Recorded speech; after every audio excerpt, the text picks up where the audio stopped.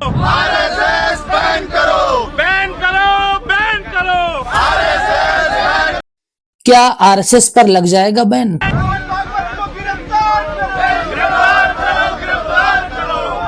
या मोहन भागवत बैकफुट पर आएंगे?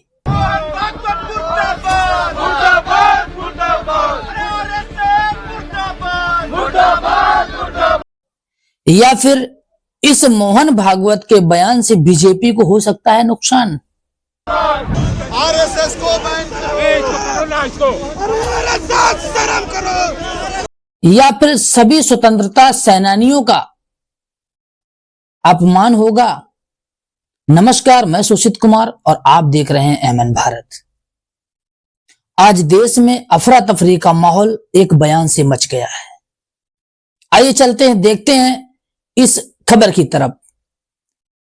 मोहन भागवत के एक आजादी वाले बयान से अफरा तफरी का माहौल पूरे भारत में मचा हुआ है, जिसके विपक्ष में आकर इंडिया गठबंधन के सभी नेताओं ने एक मंच पर आकर मोर्चा खोल दिया है। वहीं पर देखा जाए तो राहुल गांधी ने सीधे निशाना साधते हुए मोहन भागवत की इस टिप्पणी को खंडित करते हुए बहुत सारी बातें कही है। अगर देखा जाए मोहन भागवत के इस बयान को, तो उन्होंने कहा है कि जो आजादी है भारत की वो राम मंदिर के प्राण प्रतिष्ठा के बाद मिली है। तो क्या जो शहादत हुई हैं, जो स्वतंत्रता सेनानियों की शहादत हुई हैं, वो सारी शहादतें बेकार हैं? बिरसा मुंडा, सरदार भगत सिंह, उधम सिंह, चंद्रशेखर आजाद जी, बहुत सारी महापुरुषों की लिस्ट पड़ी हुई है जिन्होंने भारत को आजाद कराने में लड़ाई लड़ी। डॉक्टर बाबा साहब अम्बेडकर, एक भारत के जो आजादी है उसमें प्रमुख नाम उनका आता है, लेकिन सभी को नकारते हुए मोहन भागवत ने जो दो टूक में ये बात कह दी बिना कुछ सोचे समझे हुए कि जो भारत आजाद हुआ है वो राम मंदिर के प्राण प्रतिष्ठा के बाद हुआ है। तो विपक्ष के नेता की माने तो आइए राहुल गांधी के ट्वीट पर नजर डालते हैं। राहुल गांधी जी ने क्या कहा है, और राहुल गांधी जी ने एक वीडियो भी जारी किया है, उसके पहले राहुल जी के ट्वीट पर नजर डालते हैं। राहुल गांधी जी ने एक्स पर ट्वीट किया है, तो चलिए हम आपको ट्वीट पढ़ के सुनाते हैं और आप अपनी आंखों से देख सकते हैं। राहुल गांधी जी लिखते हैं, Mohan Bhagwat audacious comment that India did not again to independence in 1947 is an insult to our freedom fighters, every single Indian citizen, and an attack on your constitution। Rahul Gandhi ji ने कहा है, मोहन भागवत का यह कहना है कि भारत को 1947 में आजादी नहीं मिली थी, का मतलब है कि अंग्रेजों के खिलाफ लड़ाई और संविधान दोनों अमान्य है। ऐसा कहना असल में देशद्रोह है। किसी अन्य देश में ऐसा कहने के लिए उन्हें गिरफ्तार कर लिया जाता। भारत को 1947 में आजादी नहीं मिली कहकर उन्होंने हर एक भारतीय का अपमान किया है, और अब समय आ गया है कि हम ऐसी बकवास सुनना बंद कर दें। We are getting a new headquarters at a very particular time. I think it's quite symbolic that yesterday the chief of the RSS said that India never achieved independence in 1947. He said that true independence in India was achieved when the Ram Mandir was built. He says that the constitution was not the symbol of our freedom. Mohan Bhagwat has the audacity to inform the nation every 2 or 3 days what he thinks about the independent movement, what he thinks about the constitution.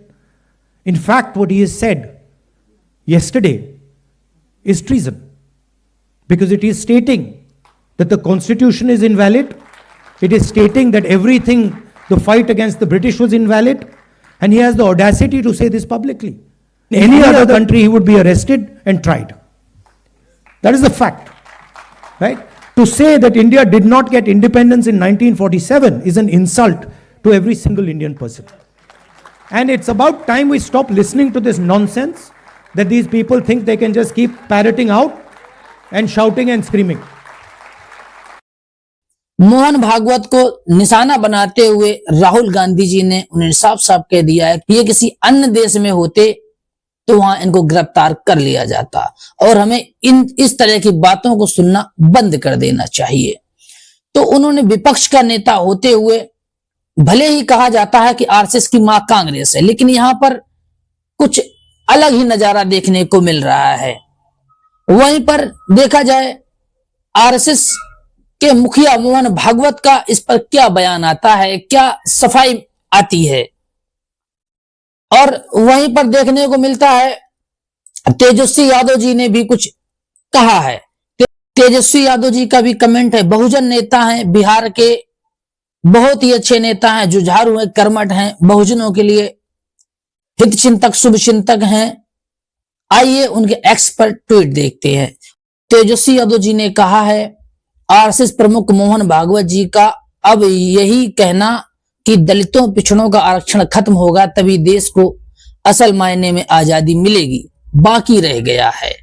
उनके इस कथन से देश को असल स्वतंत्रता 2024 में ही मिली है।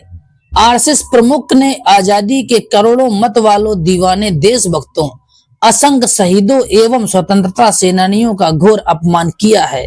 संघ के लोगों का स्वतंत्रता संग्राम में अब अपना कोई योगदान नहीं था, इसलिए ये अब बाकियों के योगदान को खत्म करने के प्रपंच रच रहे हैं। इनका संगठन तो स्वयं अंग्रेजों का दलाल और मुखबिर रहा है। दलितों, पिछड़ों, मेहनतकश एवं कृषक वर्गों के ऐतिहासिक योगदान को कमतर करना ही आरएसएस का हमेशा से उद्देश्य रहा है। मोहन भागवत जी देश गुलामी की तरफ अग्रसर है, क्योंकि डॉलर के मुकाबले में रुपया सर्वकालिक निम्न स्तर पर है, उस पर ध्यान दीजिए। मोहन भागवत जी बताएं कि उन्होंने पॉइंट रखते हुए मोहन भागवत जी से कुछ पूछा है। आइए पॉइंट पर भी हम लोग ध्यान देते हैं।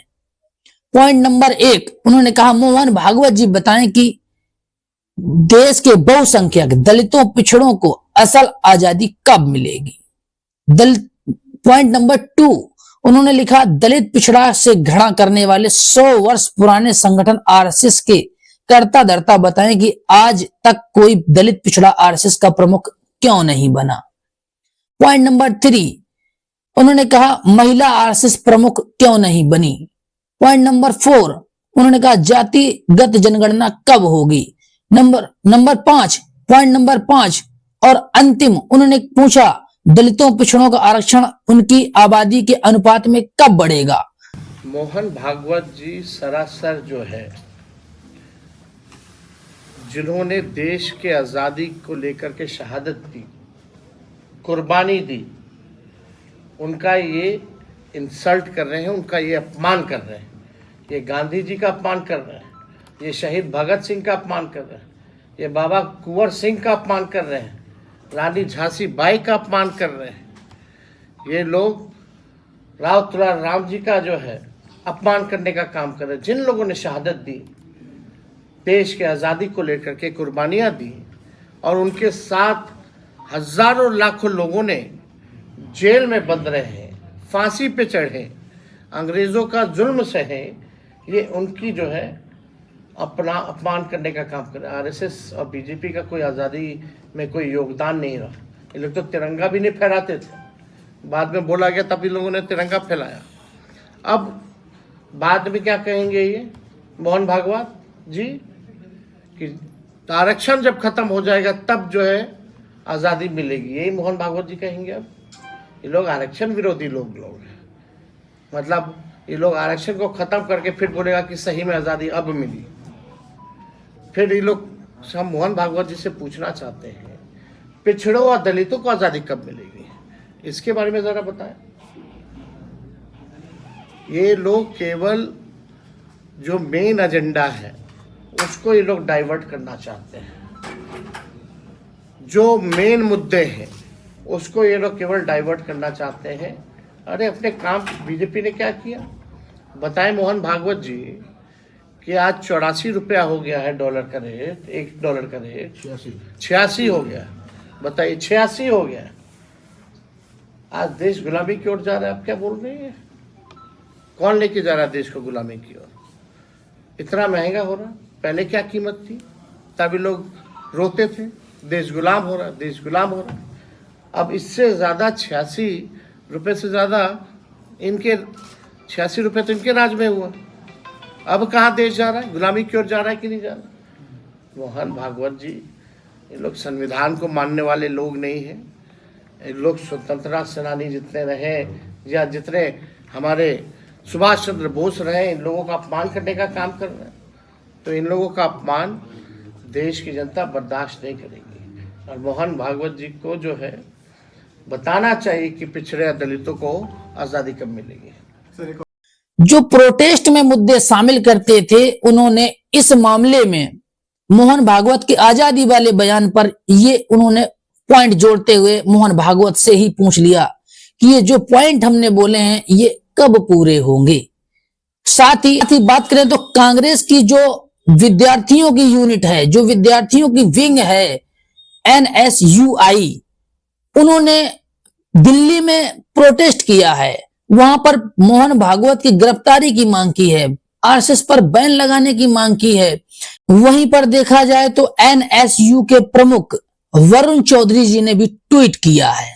आइए उनके ट्वीट पर नजर डालते हैं और उनका एक वीडियो भी जारी हुआ है, उस वीडियो पर भी नजर डालेंगे। उसके पहले ट्वीट पर नजर डालते हैं। उन्होंने लिखा, मोहन भागवत के राष्ट्र विरोधी बयान पर तुरंत FIR दर्ज कर गिरफ्तार किया जाना चाहिए। मैं भारत के राष्ट्रपति से मांग करता हूं कि देश विरोधी विचारधारा वाले संगठन RSS पर तुरंत प्रतिबंध लगाया जाए।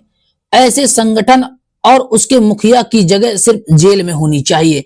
मोहन भागवत को सीधे देशद्रोही बताते हुए विकास चौधरी जी ने, वरुण चौधरी जी ने ट्वीट किया है और साथ ही वीडियो जारी किया है। आइए हम पहले वीडियो पर नजर डालते हैं।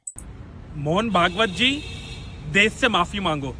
जिस तरीके से आपने देश का अपमान करा है, इस देश की आज़ादी की लड़ाई में अनेकों नौजवान साथियों ने, छात्रों ने, बुजुर्गों ने, हमारी माताओं बहनों ने अपनी कुर्बानियां दी हैं, अपने जीवन की कुर्बानियां दी हैं और अपने खून से इस देश के जो आज़ादी की लड़ाई को सींचा है। और देश के हमारे तमाम महात्मा गांधी जी से लेकर तमाम हमारे देश के जो फ्रीडम फाइटर्स हैं, आज उनकी आत्मा को भी अपमान पहुंचा आपके इस बयान से। देश की आज़ादी 1947 में मिली थी, ये देश के हर एक नागरिक जानते हैं। आपने देश के नागरिक का और हमारे तिरंगे का अपमान करा है। आप देश से माफ़ी मांगे। और मैं देश की राष्ट्रपति जी से यह अनुरोध करना चाहता हूं कि तुरंत मोहन भागवत जी पर कार्रवाई होनी चाहिए। और जो RSS नाम की संस्था है, जिसने बार बार देश को तोड़ने का काम करा है, इस RSS नाम की संस्था को तुरंत बैन करा जाए। ये वही संस्था है जिसने महिलाओं को अपमान बार बार करा है। ये वही संस्था है आज जिसके चीफ देश की जो आज़ादी की लड़ाई को, पूरी आज़ादी की लड़ाई को देश का इन्होंने अपमान करा है। तो मेरे देश की जो हमारी राष्ट्रपति जी हैं, उनसे भी अनुरोध है कि तुरंत RSS पे बैन करा जाए और मोहन भागवत पर एक सख्त कार्रवाई करी जाए। देशद्रोही मोहन भागवत। तो आखिर क्या बयान था जो मोहन भागवत जी ने बोल दिया और देश में अफरा तफरी का माहौल है। आज तक चैनल ने न्यूज छापी है, उसमें लिखा है, राम मंदिर प्राण प्रतिष्ठा के दिन मिली थी भारत को सच्ची आजादी। RSS प्रमुख, इस बयान को लेकर के देश में बवाल मचा हुआ है। वहीं पर देखा जाए तो मल्लिकार्जुन खड़गे ने भी ट्वीट किया है, उस पर भी हम लोग एक बार नजर डालते हैं। उन्होंने लिखा है, कई विभाजनकारी ताकतें जिनका आजादी की लड़ाई में कोई योगदान नहीं था, उन्होंने बाद में संविधान, तिरंगा, अशोक चक्र से लेकर समाज की प्रगति के लिए बन रहे कायदे कानून तक का विरोध किया। RSS प्रमुख मोहन भागवत ने कहा, जब राम मंदिर बना तब देश को आजादी मिली। वही नरेंद्र मोदी को लगता है कि जब 2014 में वे प्रधानमंत्री बने तब देश को आजादी मिली। ये शर्म की बात है। RSS बीजेपी के लोगों को आजादी का दिन इसलिए याद नहीं क्योंकि उन लोगों ने देश की आजादी में कोई योगदान नहीं दिया। कांग्रेस को आजादी इसलिए याद है क्योंकि हमारे लोगों ने आजादी के लिए अपनी जान दी, ठोकरें खाई और घर छोड़े। इसलिए मैं मोहन भागवत जी के बयान की निंदा करता हूं। मल्लिकार्जुन खड़गे ने निंदा करते हुए X पर ट्वीट किया है। यहीं पर देखा जाए तो अभी तक बीजेपी इंतजार कर रही थी कि इंडिया गठबंधन कब टूटेगा। मोहन भागवत के इस बयान के बाद बीजेपी टूटती हुई नजर आ रही है क्योंकि विपक्ष इंडिया गठबंधन एक मंच पर आकर मोर्चा खोल दिया है। इस तरह की खबर देखने के लिए हमारे साथ बने रहिए और क्या होता है आगे, उतार चढ़ाव राजनीति में आने वाला है, आ सकता है, तो देखने के लिए हमारे साथ बने रहिए। तब तक के लिए नमस्कार।